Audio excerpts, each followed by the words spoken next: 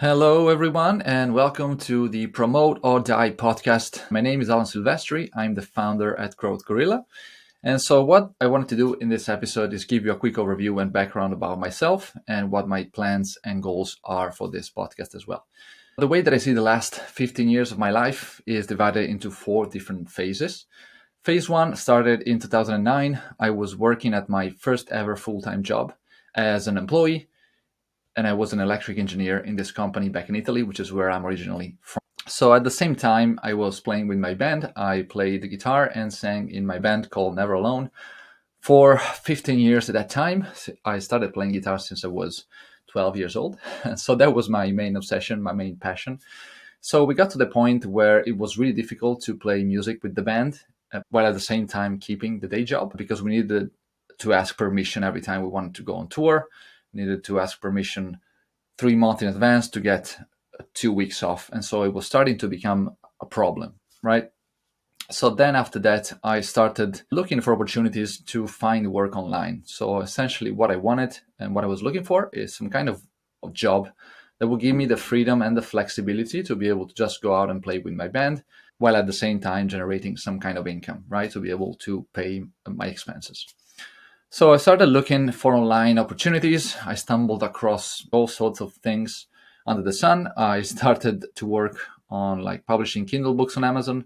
Then I stumbled across products for Amazon FBA. So all of those didn't really work, but they taught me a lot of very useful skills. This is when some of the things that I still do as of today are very important and where I kind of learn them from. So the skill of SEO, search engine optimization. I started learning that working on optimizing the Kindle books to rank on Amazon, working on optimizing the products to rank on Amazon for FBA as well. I realized there was a whole world of search engine optimization that I could explore. This led me to affiliate websites, particularly affiliate website that generated revenue through Amazon affiliates. So I found this training course called the Rankings Institute. I bought the course. It costed like $1,000. And I vividly remember it. At that time, that was the most expensive online thing that I ever bought. Like it was incredible to me, the fact of spending so much money for something that wasn't tangible and that was just online. But I still took the plunge.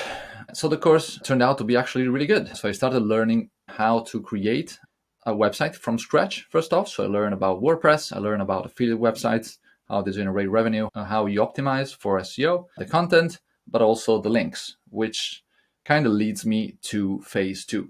Phase two is starting essentially when I get this email from the guy that was doing the online training course. He sent me this email and he was like, hey, Alan, I thought of starting my own project, my own authority site, and I noticed that you're doing really well with your own site. So at that time, my own site that I started from scratch started generating some revenue. Was doing around $200-300 a month, which was very good for someone that was just starting out.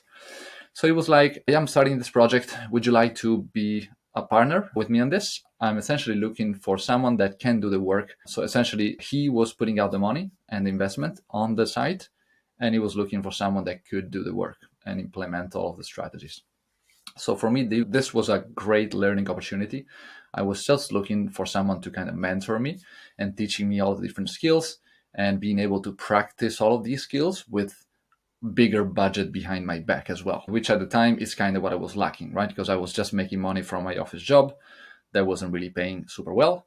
The band was more of an expense than anything else at the time. So yeah, I was mainly looking to learn skills and improve on the SEO kind of aspect of my skill set. So I started working on the site with this guy.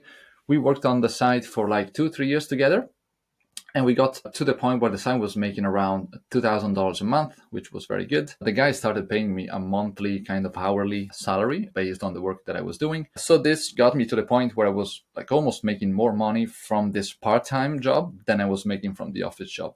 So around 2017, I decided to quit the office job and start doing this stuff full time. So this is basically where phase three starts. I was doing this freelance SEO / affiliate website kind of management work for just this one person, full time.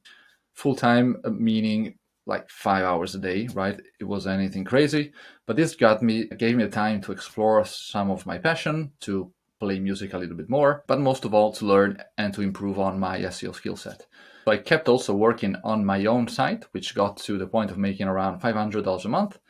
That was a very good kind of combined income for me, right? So at this point, I was making around $3,000 a month between what the guy was paying me for the site and my own site, which was more than I was making in the office job. So this was really cool. So at that point, I started thinking, if I'm doing this for just one person, what's stopping me from doing this for multiple clients and making more money? This is when I started diving into the agency world. So I didn't really love the idea of having clients, but then I was talking to my brother who was working as a freelance copywriter for B2B SaaS companies.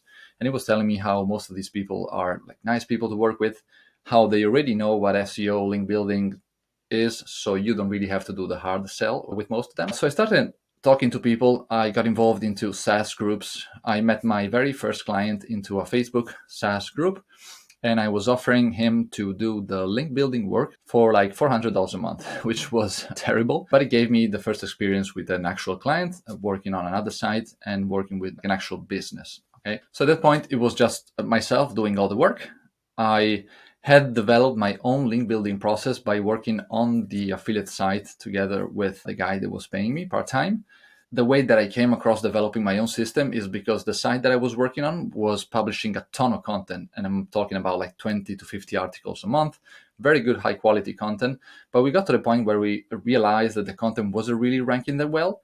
And the main reason we figured was because we were lacking backlinks, right? So I had to sit down, find a way to get all of that content to acquire backlinks. And this is how I sort of came up my process for doing a link placement in existing content. So phase 3, at this point, I'm working with one client, just myself, and I'm still working with the authority side. So I decided to quit the work with the authority side because I want to work full time on this agency thing. I started realizing that some of the process that I was doing was kind of repetitive and I didn't really need to do it myself. So I finally was able to delegate some of it to the very first team member who is still with us today. So shout out to RJ here. So RJ gave me a ton of help. He was able to take some of the more repetitive tasks basically off my plate. This gave me more time to look out for more clients, again, more revenue in the door. At this point, I was following Ryan Stewart, and I just bought his training course on how to create a link building agency. And I really loved the way that he was dividing the different roles in the team into an assembly line kind of process, right? So he had the strategy person, then he had the link prospecting team and the outreach management team. This is essentially the foundation of how I created Growth Gorilla and what we still do today. So the next step for me after hiring RJ to delegate some of the link prospecting was to find someone to do the outreach management. So this leads me to phase 4. This is where in 2018, I moved to the UK. This was a huge boost for myself personally and for the agency as well. Things really started to scale up. We got from 5 to, I would say, like 10, 15 clients as of last year.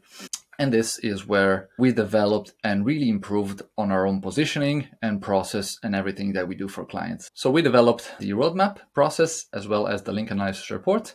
These are the two main strategic aspects that kind of differentiates us from some other link building vendors or agencies who mainly just do what the clients tell them to do, right? We come in as a content promotion and strategic link building team for the client. We help them find the best possible pages to build backlinks to be able to increase the traffic and signups within the next 90 days, typically. The team is now 10 people, plus me. I also transitioned one of our outreach managers to doing strategy together with me. So shout out to Yelena here. This has been very helpful so that I can do things like this, the podcast, and doing more marketing and sales as well. This brings me to phase 4. The way that I see the agency progressing, and also one of the reasons why I decided to start this podcast, is really because I think in 23, link building is kind of limited, is becoming a very crowded space. There's a lot of people that are just asking for money to place backlink. There's a lot of link farms, and so it's very difficult, very competitive.